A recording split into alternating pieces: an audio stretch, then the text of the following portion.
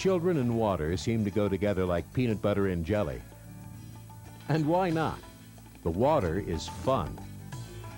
But if you think swimming is fun, wait until you try the great activities that dive stores and resorts have to offer. Activities like snorkeling, scuba rangers, supplied air snorkeling, or even scuba diving.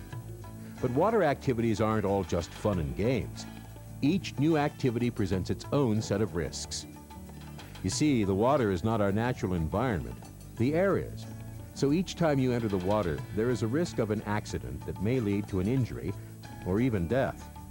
Before you begin your new water adventure, there are some risks that you and your parents must be aware of and understand.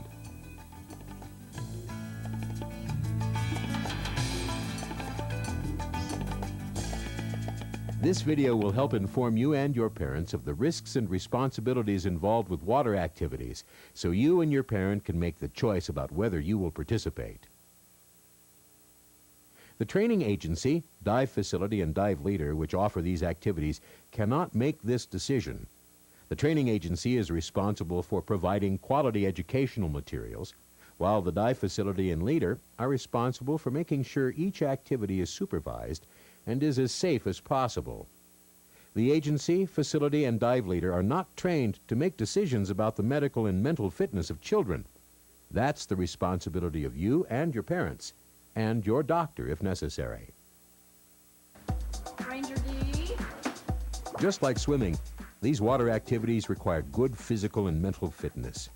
That doesn't mean you have to be a super athlete, but it does mean you need to be strong and healthy. So if you or your parent are aware of any medical problems that you have, you should consult a doctor before participating in any water activities. And since these activities take place in the water, you need to know how to swim. You don't have to be a great swimmer, but you have to be comfortable in the water. So while you may be as excited as ever about getting involved with snorkeling or scuba diving, your parents must make the final decision about whether you are physically fit, mentally fit, and a good enough swimmer to participate. While snorkeling and scuba diving are all about fun, you also share some of the responsibilities to make sure you have fun and stay safe. Most importantly, you need to listen to your dive leader and follow the rules. Your dive leader is there to help you learn and have fun, so you should always follow directions. Communication is very difficult underwater. Since you and your dive leader can't talk to each other, you will learn some hand signals to help you communicate. It's very important that you look at your dive leader often and that you pay attention to all the signals. If you don't, you may miss out on what your dive leader is teaching. You also need to stay with your group and with your assigned buddy.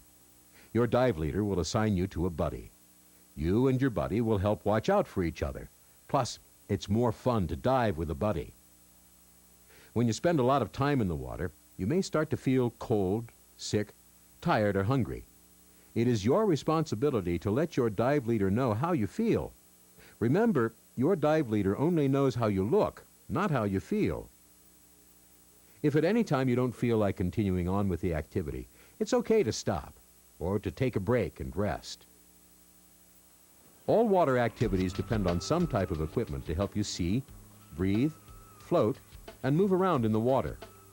Any misuse of your equipment can cause an accident, so you need to follow all rules and take good care of your equipment. If you are lucky enough to get to snorkel or scuba dive in the ocean, you need to remember that some of the plants and animals can sting or bite. The safest rule is to look, but not touch, and to never provoke or harm any marine life. While scuba diving and other water activities all have an element of risk, the instruction you receive will greatly minimize the risk. Each year, millions of people participate in snorkeling and scuba diving activities, and the number of accidents is extremely low. Remember, any activity that adds adventure to our lives also adds some risk. Although the risks can never be completely eliminated, if you take your responsibilities seriously by following the rules, listening to your dive leader, staying with your dive leader and buddy, letting your dive leader know if you're cold, tired, or sick, not abusing or misusing your equipment, staying away from marine life, then you'll certainly increase your chance for safety and a fun time. Now that you and your parents have been informed of the risks involved with water activities, there may be some specific questions about the activity you will be participating in. You and your parents should talk with your dive leader before signing the parental statement and starting the activity.